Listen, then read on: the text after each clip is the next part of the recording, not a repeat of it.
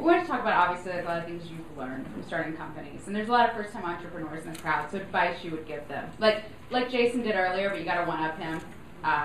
Really tell the truth and, like, give people, the absolute pitfalls here, which I know you'll do because you got me in trouble in the last time I interviewed you for being too honest.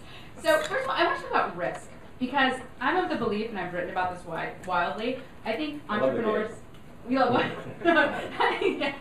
think entrepreneurs are really taking less risk in Silicon Valley than they were 10 years ago.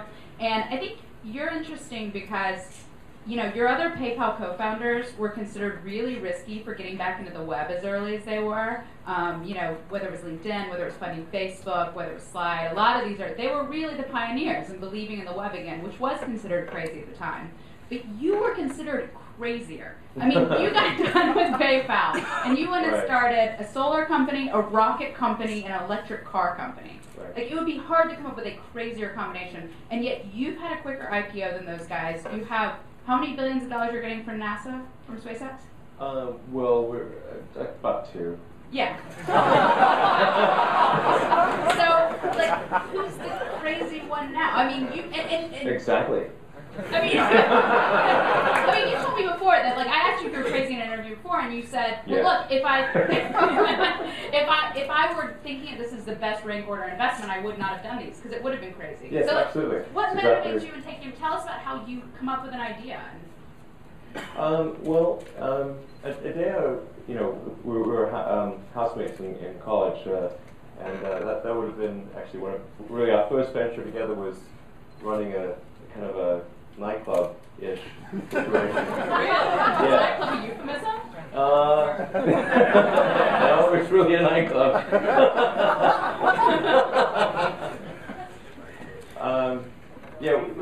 We had this. That's how we first met. We were actually just transfer students to UPenn and staying in like the storm situation, which was not a lot of fun. And so we're just talking in the cafeteria and like, well, we really want to get out of this dorm situation. So then we were able to find a house that was this huge house that hadn't been rented, and so it was like a 10-bedroom house, and there were just 2 of us. And then we managed to get this freshman to join us in the house. It changed his life forever, I think. That freshman. Well, it's hell. Yes. He took a different path after that year. Can you tell us the most outrageous thing that happened in this nightclub?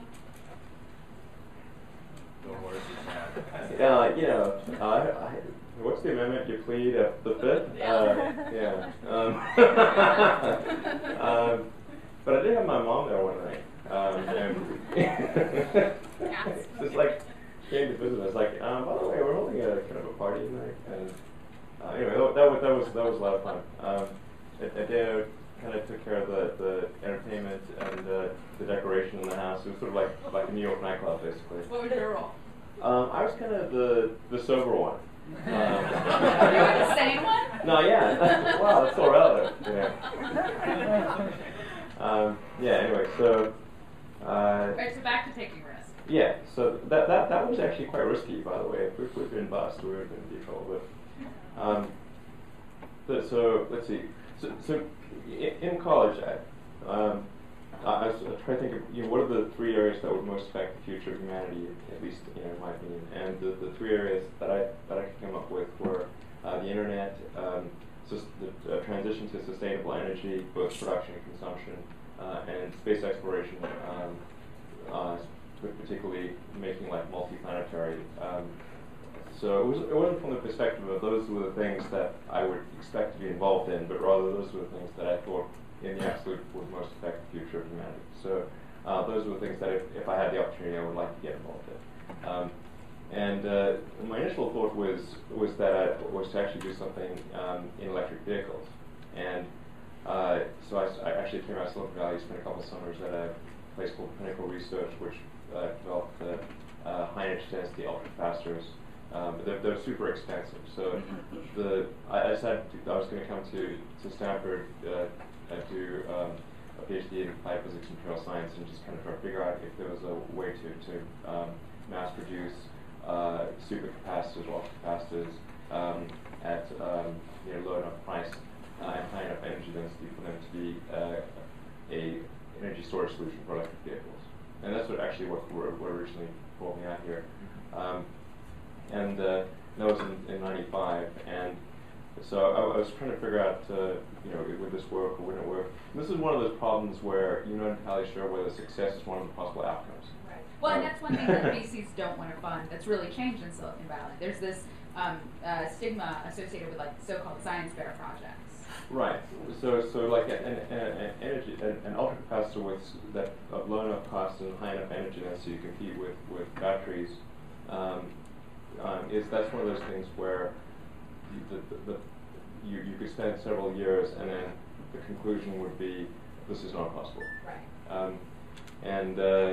So I thought, okay, well that was the path that I was involved on. You at least add something to the tree of knowledge. People want to notice the tree of knowledge. But that summer I was kind of just experimenting with some internet software and I thought, well, I think the internet's going to be something that really fundamentally changes the world. It just seemed like the world was acquiring a nervous system. Like previously we were like this multicellular creature but without a nervous system, and now we have acquired a nervous system. You could be in, the jungles of Africa or... I have been much. Right, I've been from Africa. I'm just from a small village in Africa. Great. But would you see the World Cup? No, I'm the biggest loser. I went just before the World Cup, speaking at a conference, and then left, unfortunately. Did you go back to the World Cup? No, I was doing Tesla IPO. So, do you think that people are taking it at first? Do you see people coming out of school and there's a lot of people who have said that America's lost its fascination with science. I mean, we don't have kids anymore growing up and wanting to be an astronaut. We don't have kids, in getting chemical sets for Christmas. I mean, you obviously were one of those kids who was very into science. There's liability issues. Well, yeah, so my father was an engineer, and so I grew up in an engineering situation, electrical mechanical engineering, and but I think if that hadn't been the situation, then I would have had little exposure to it, even in South Africa. So I think one of the things maybe that engineers should have more kids, whether it's nature or nurture, they're more likely to become engineers. You're doing that. You have I'm right? doing my civic duty. I've got to make up for lost ground with some others. Okay, so this whole event is put on by the Funded, so let's talk about funding. You've started several companies in very wildly different spaces. Yeah. You've done quite well yourself. From what unless the numbers have changed, last I heard, you, I think, put it was 180 million between Tesla and SpaceX of your own money. And a solar city, yeah. But, right. but really, but it's sort of around 100 million for SpaceX. That's a about lot 70 of million for skin Tesla. in the game. Yeah. So that was all the skin I had, actually. Really? Yeah. What? All right.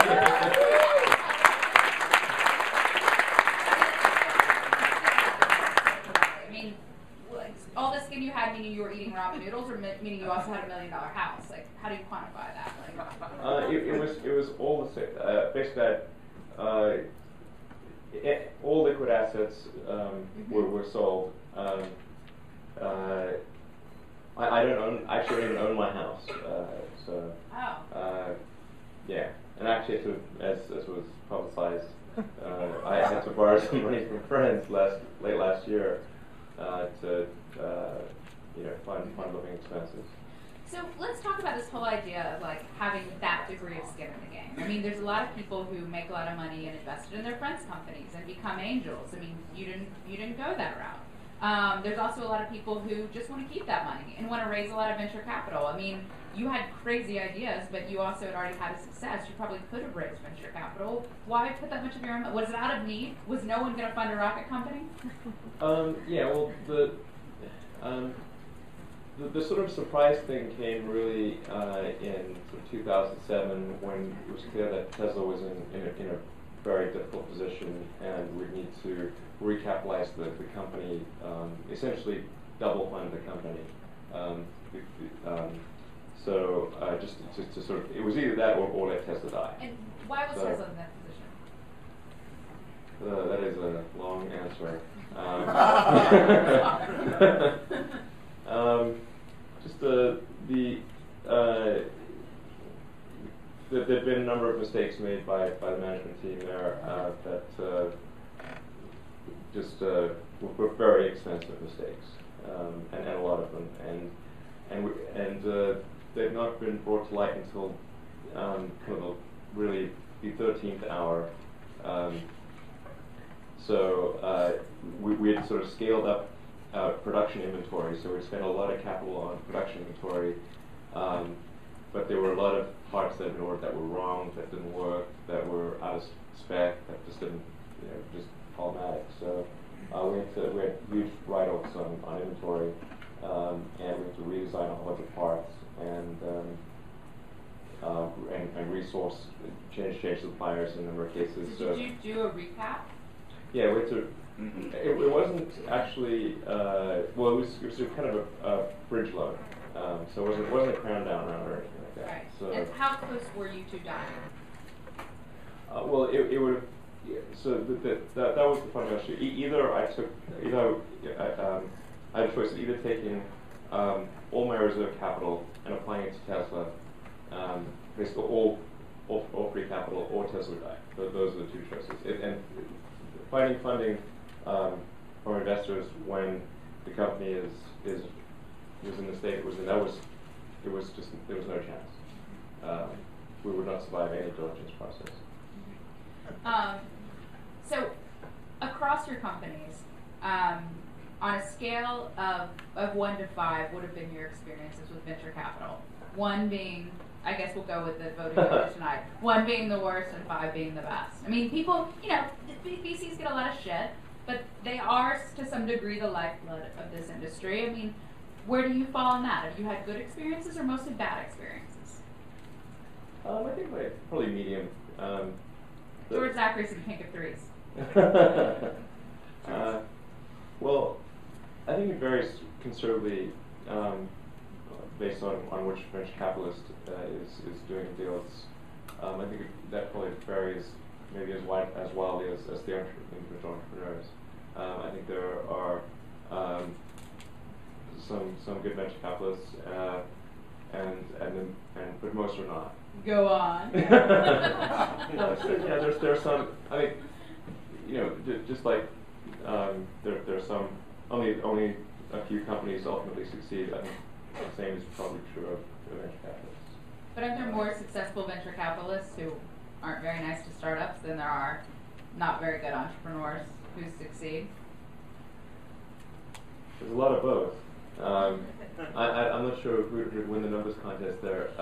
I do think there's been a lot of bad behavior by venture capitalists and probably a lot of bad behavior by entrepreneurs. So I think my experiences were actually pretty good.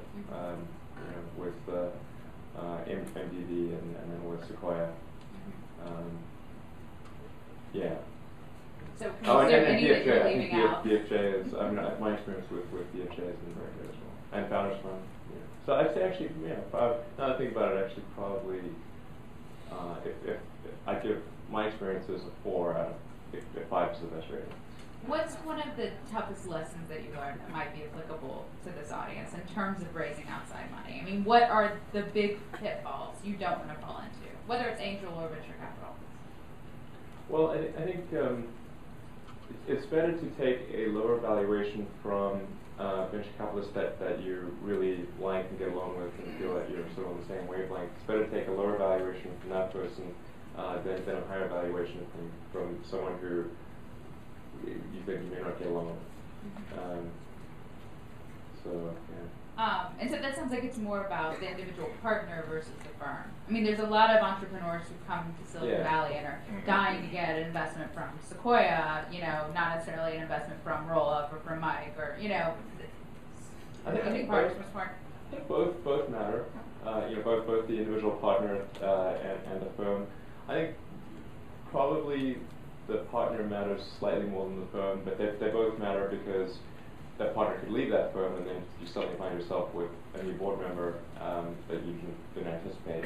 That happened to me in one case that I won't talk about. But that was the lead partner of that firm sucks beyond belief. You're gonna say that, and you're not gonna tell us who it is. Sure, people could guess.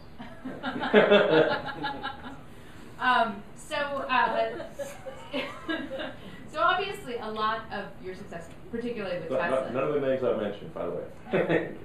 All right, so it's not Sequoia, it's not DFJ, it's not. I'm trying to remember who else you mentioned. Refresh the ones it's not. It's not Founders Fund. I think very highly of DFJ and Founders Fund, and obviously Sequoia's reputation is great, and MDB is fine. So none of the names I mentioned are what I'm referring to. I'll do Google search. What do you think about the way venture capital has changed in the time you've been out here? I mean, a lot of money has flowed into the asset class. The bust notwithstanding, more money was flowing into the asset class.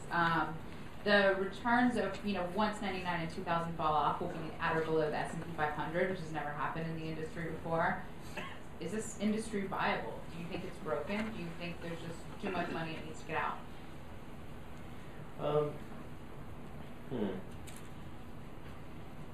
Well, I do think that probably there should be a broader scope of investments that venture capitalists consider in Silicon Valley. I think there's a little too much of people kind of focusing on IT or focusing on silicon, because that's kind of the stuff that's gone before.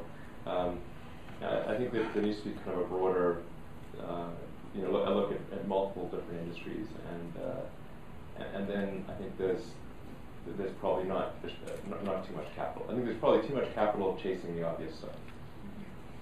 So how do you think we're doing on clean tech? There was a lot of hype several years ago that clean tech would be the next big wave of Silicon Valley. If you look at it as we started with semiconductors, that went to computers, went to software, enterprise software, and sort of everything spiraled up to the web. There's a lot of people who argue that's kind of the logical conclusion of that wave, and we need a new wave. A lot of people wanted that to be clean tech. During the presidential debates, Barack Obama said clean tech is the new PC for America in terms of creating companies and creating jobs. But there's a lot of people who feel that basic investment of science is sort of not being done. The stuff that was done in the early days of the internet, that in computer, that drove a lot of that. Do you think that we're all talk when it comes to clean tech, or do you think that people are taking risk and really building that foundation? I do think that clean tech is the kind of the new wave, and the potential value creation there, I think, is probably greater than on the internet. Just look at the size of the economy that energy constitutes. It's huge, way bigger than the internet. And we are, it's sort of almost tautological that we're going to have to move to sustainable production and consumption of energy. It's not sustainable. It's sooner or later, yeah. So I do think there's actually a lot of opportunity there, and we will see a lot of value creation in the clean tech space. Tesla's done pretty well. I think one of the, I'm not sure how we rank, but I think we're one of the better IPOs this year. But I mean, that's sort of the question is, when it comes to people who want to invest in clean tech, like, who's willing to write the check? I mean, you had to put a lot of your own money into Tesla. Yeah. So does that mean only wealthy entrepreneurs start clean companies? I mean, do you think there's the willingness for people to write the big checks to really develop this space? I mean, Tesla is not a web company where you can invest $50,000 and get a product out. No, but if you look at something like PayPal, people might assume that PayPal was not a high capital endeavor, but we spent about the same, actually maybe more, on PayPal before going public than we've done on Tesla. So PayPal was like maybe $250, $300 million that of investment before going public. So it wasn't a small change. It is a little harder to get like a demonstration article when you're talking about physical hardware than they took it's a website and you can do some quick demoware and whatnot. But I think in terms of capital, I think that there is I think there's actually sort of a misapprehension about the capital needs of an internet startup versus say a car company or a solar company or something like that. What's and in fact, the most capital efficient company so far, which will be and is actually my highest return on investment, is Solar City. By far. We never hear about Solar City. Tell us about it. How much did you put in? How much is it doing? What is? That's a bold statement of the three. Yeah. Well, it's just factually true. It's not the largest. It's not the largest return in absolute dollars, but it's the largest return on investment.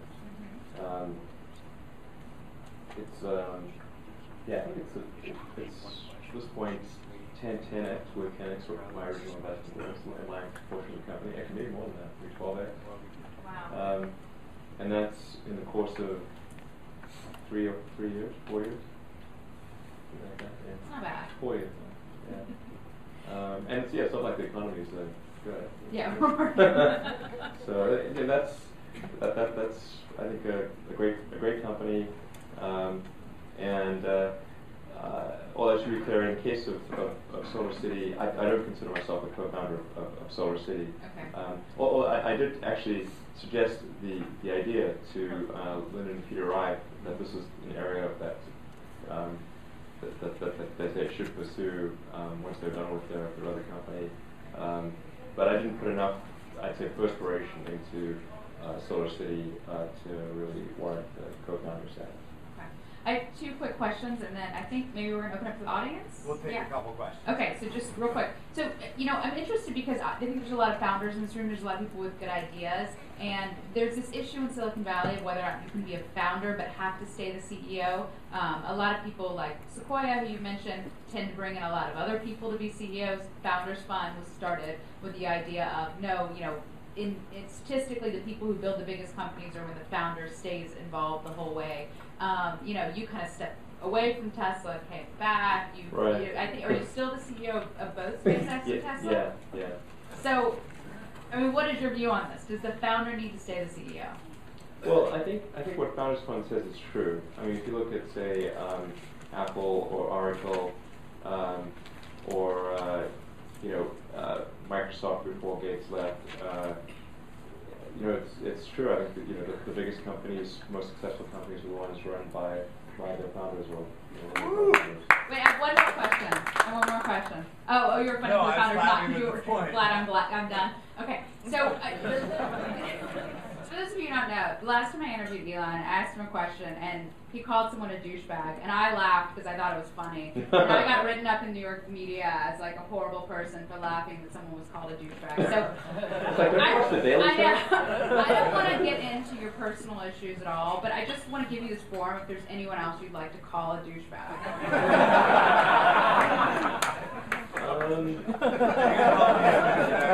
I think a little carried away in that interview.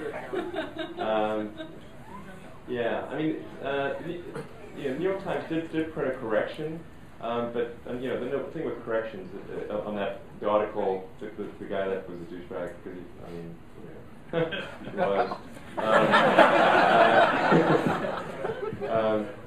And they did print a correction to the douchebaggy article he wrote, but nobody reads corrections. So and it was the fundamental premise of the article. It wasn't. Yeah, it was just incredibly misleading. I should have said it was irresponsible and misleading and intentionally so.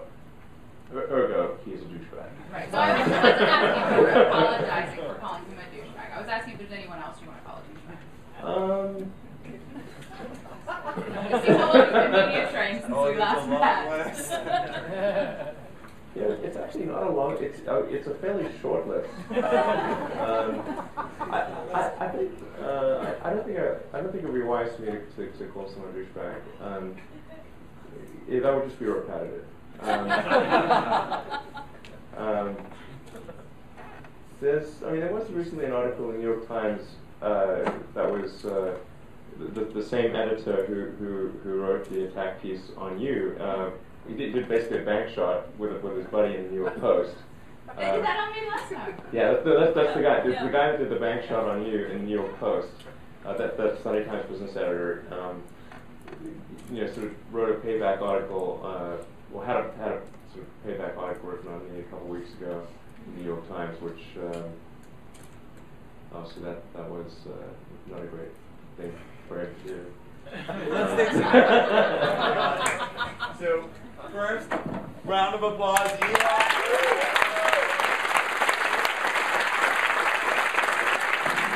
All right, we gotta do 3. I'm getting like beaten up over time, but people seem to be enjoying. I was transfixed. So 3 questions. Answer honestly. Whoa, there's a lot of hands. So. All the questions. When do we have Elon here?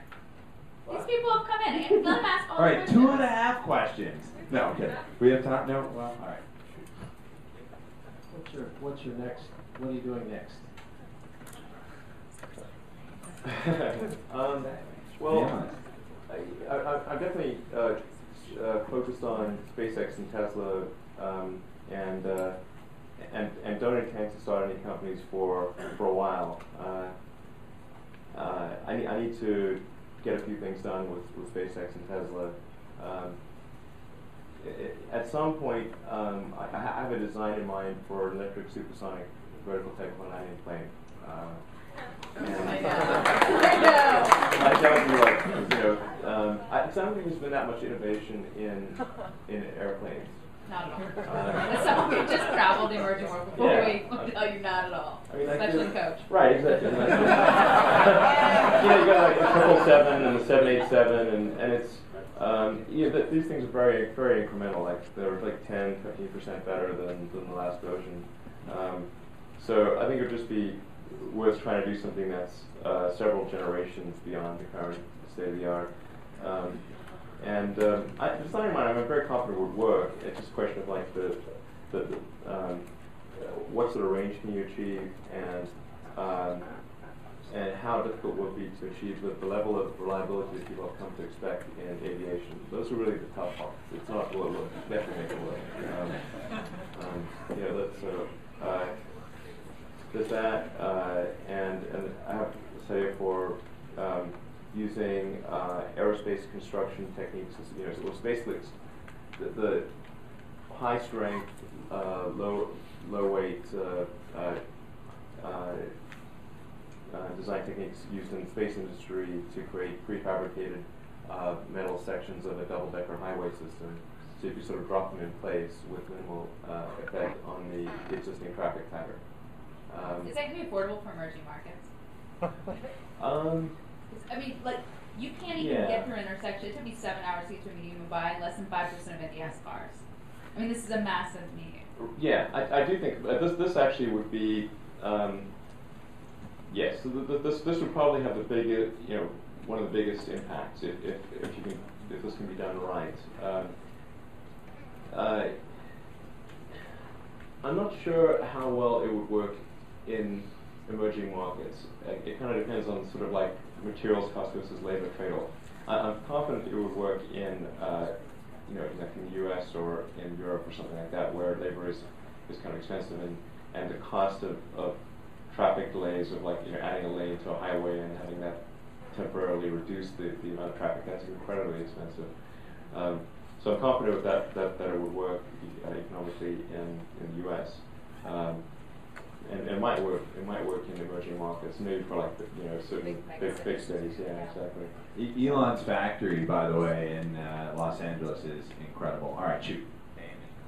My name is Casey Leon with Papi TV. I have a question.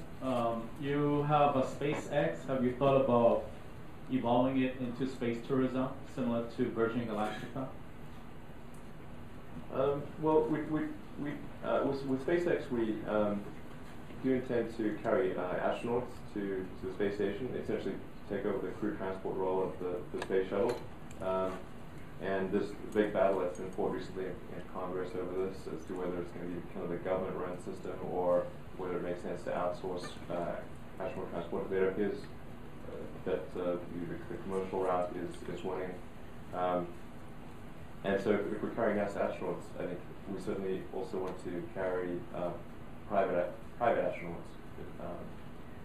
And then ultimately, the long-term goal for SpaceX is to try to move us in the direction of becoming a multi-planet species and staying like on Earth. That's sort of, so obviously that involves a lot of carrying people and cargo.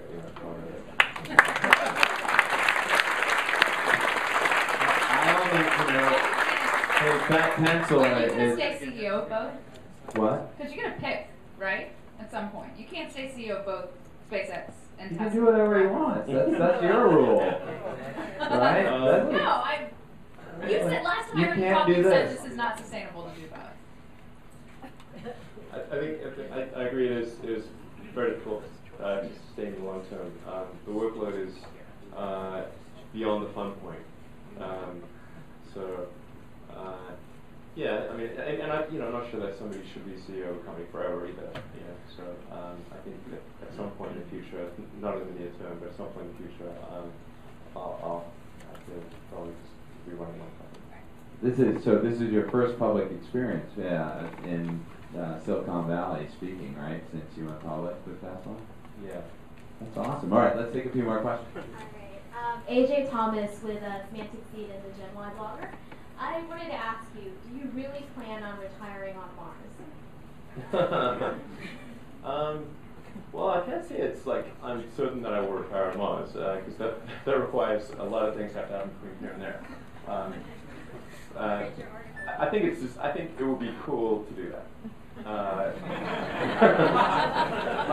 So that is not predictive. It is just saying that, like, aspirationally, if best of all possible situations, then yeah, it would be great to ultimately retire on Mars.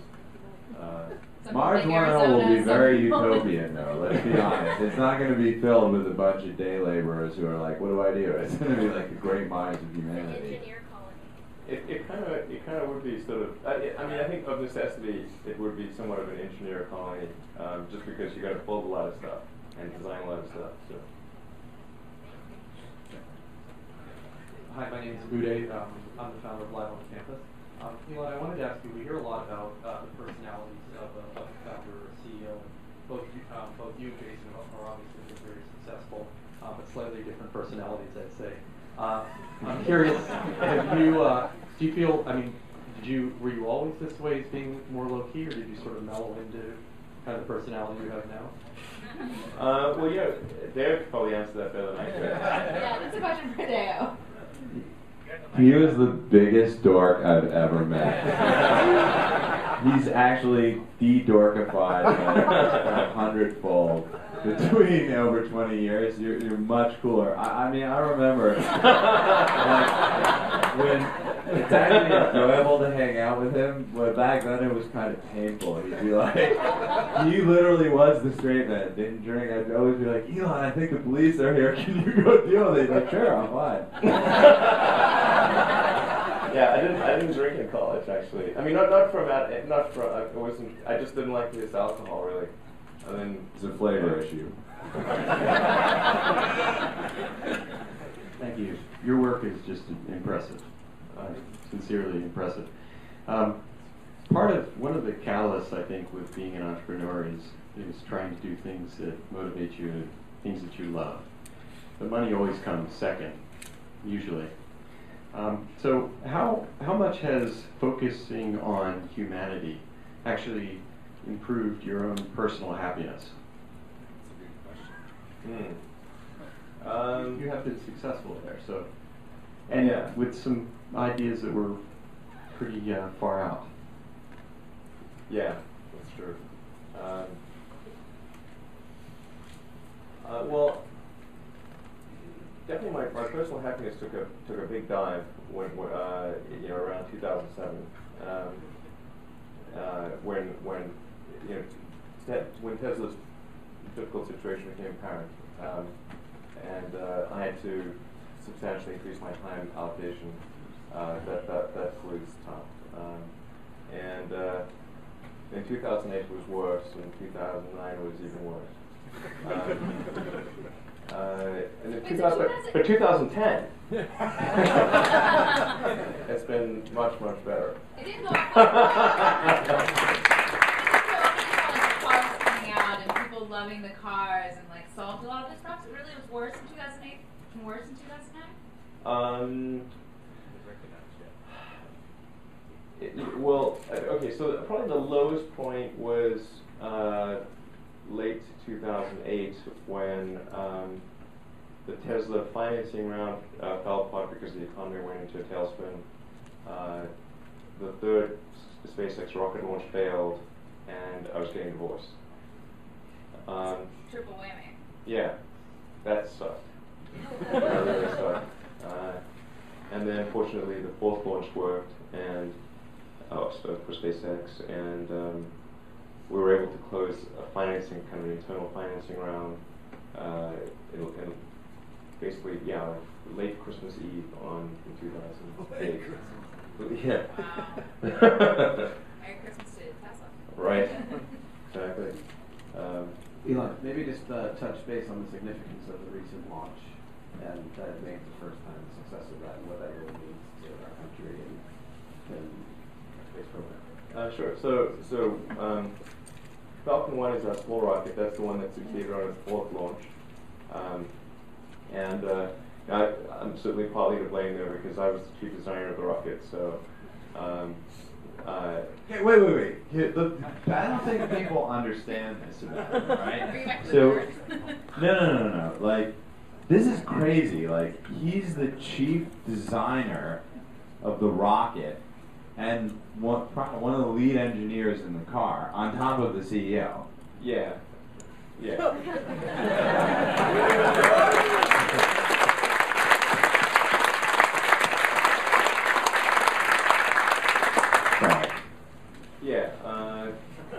Let's have some dorks in college.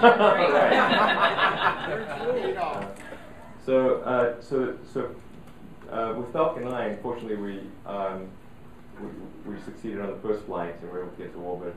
And Falcon 9 is what NASA has chosen to replace the cargo transport function of the space shuttle. So the space shuttle retires early next year, and Falcon 9 will be what to replace the cargo transport. That's a given, and then it's looking increasingly likely that it will replace the space shuttle as far as crew transport but as well. Let me help Keith phrase the question better.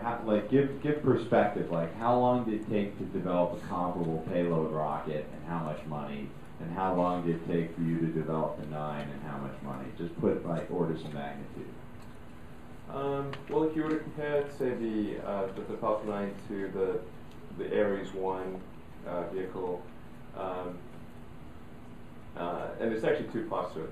There's Falcon 9 and our Dragon spacecraft, and then there's Ares 1 and the Orion spacecraft. So far, $10 billion has been spent on Ares 1 Orion, and it carries fewer people to the space station than Falcon 9 and Dragon. Between Falcon 1, Falcon 9, and Dragon, we've spent about $500 million.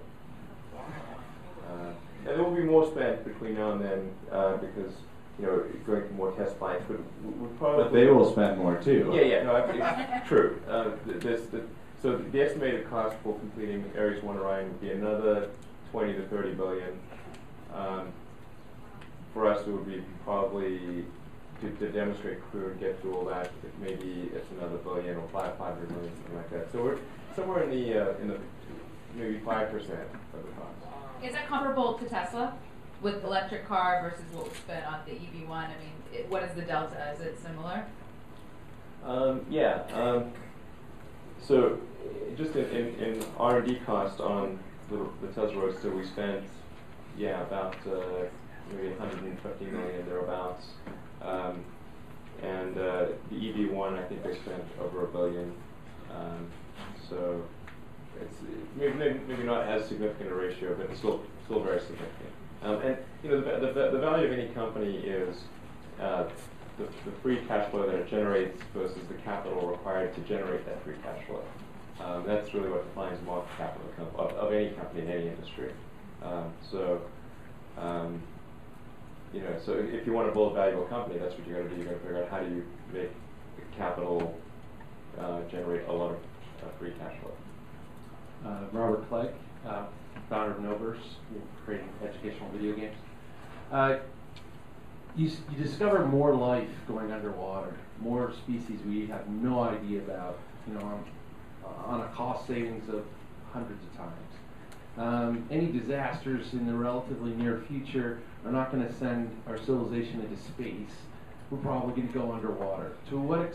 Why aren't we exploring more underwater for cures, science, all these undiscovered species and new life forms? In your estimation, why aren't we going underwater with NASA instead of out in nowhere? Well, I think that's not quite the right.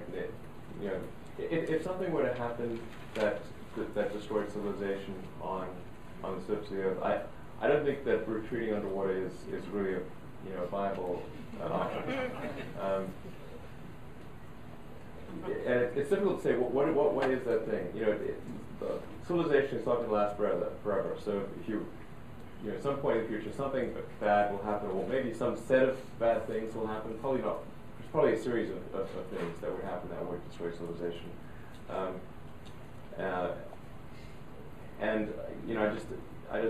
don't think there's enough separation. Like, let's say we had underwater colonies or something. I don't think you'd really have enough separation between land, what's going on land, and what's going on underwater to really not have what affects one affect the other. But if you have different planets that are separated by hundreds of millions of miles, then even if something really terrible happened on Earth, I think you'd probably be okay on the other planet, and life as we know would continue to exist.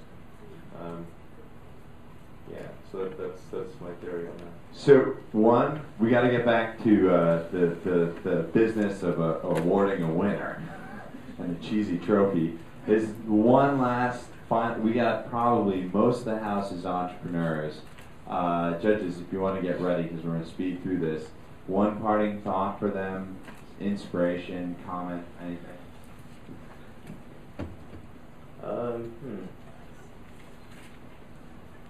Well, actually, I kind of like a quote from a friend of mine, Boli, about starting companies, which is, it's like eating glass and staring into the abyss of death.